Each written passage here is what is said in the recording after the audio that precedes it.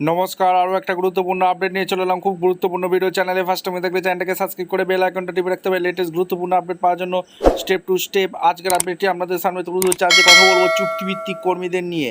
চুক্তিভিত্তিক কর্মীদের নিয়ে কথা বলবো। বেতন বৃদ্ধি স্থায়ীকরণের দাবি তারা জানাচ্ছে। বেতন বৃদ্ধি হবে তো? সমকাজে সমবেতন পাবে তো? কত টাকা বাড়বে? আজকের এই ভিডিওতে বিস্তারিতভাবে ব্যাখ্যা করবো। চ্যানেলে ফার্স্ট টাইম থাকলে চ্যানেলটাকে সাবস্ক্রাইব করে বেল আইকনটা টিপে রাখতে হবে লেটেস্ট গুরুত্বপূর্ণ আপডেট পাওয়ার জন্য। স্টেপ টু স্টেপ আজকের আপডেটটি আপনাদের সামনে তুলে ধরছি।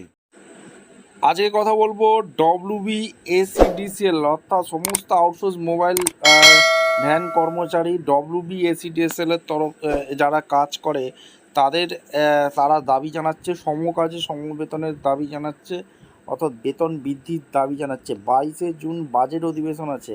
এই 22 তারিখেই কি এই সব চুক্তিভিত্তিক কর্মীদের ভাগ্য ফিরতে চলেছে?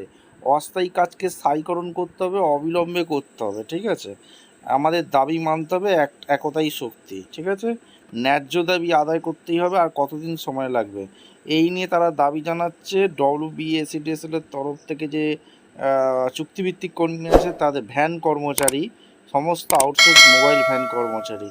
ঠিক আছে, আপনাদের মতামত অবশ্যই কমেন্ট করে জানাবেন। দেখা হচ্ছে কোনো পরবর্তী ভিডিও। ধন্যবাদ।